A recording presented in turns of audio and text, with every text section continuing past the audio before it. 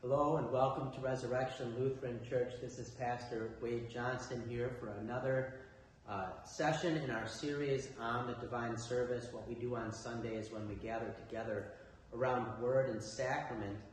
And you can see I've made my way to a new place in the chancel. I had started out down at the bottom of the steps with all of you next to the font as we began with the invocation and confessed our sins and we were absolved.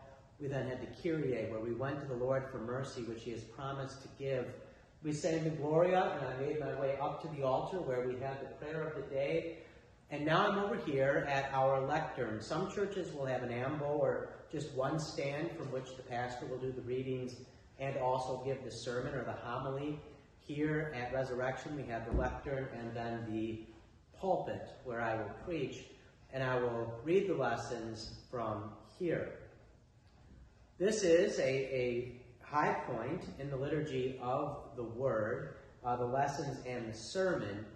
As we now hear more proper, as we talked about that before, the readings change every Sunday as we now hear what God has to say to us for this Sunday through the lectionary, the readings that are selected for each Sunday in the church year.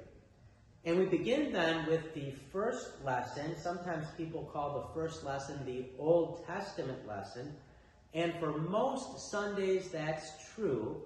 But when we get, for instance, in the Easter season, sometimes the first lesson is from the Acts of the Apostles.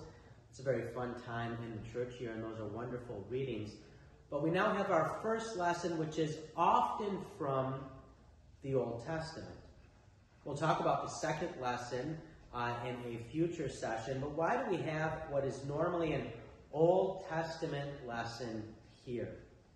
Well, we remember that the Holy Scriptures are broken up into two testaments, the Old Testament and the New Testament, and these are not at odds with each other, and it's not as if one used to matter and now the other one matters, but the Old Testament looks to Christ, foretells Christ, and the New Testament tells us what happened when Christ broke into our world with his incarnation, when he became man, and he lived, and he died, and he rose, and he ascended for us and for all the Christian church on earth.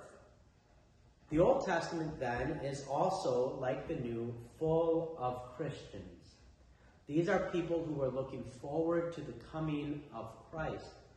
And part of the reason that we can have the confidence of faith that we're called to have as Christians is that we can look at the Old Testament and we can see how what it promised has been fulfilled.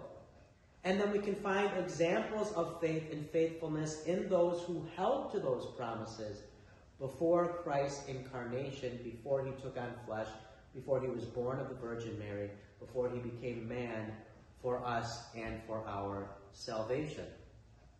As Christians, we never move beyond the Old Testament to the New because both the Old Testament and the New Testament are about Christ. These scriptures are they that testify about me, Jesus says.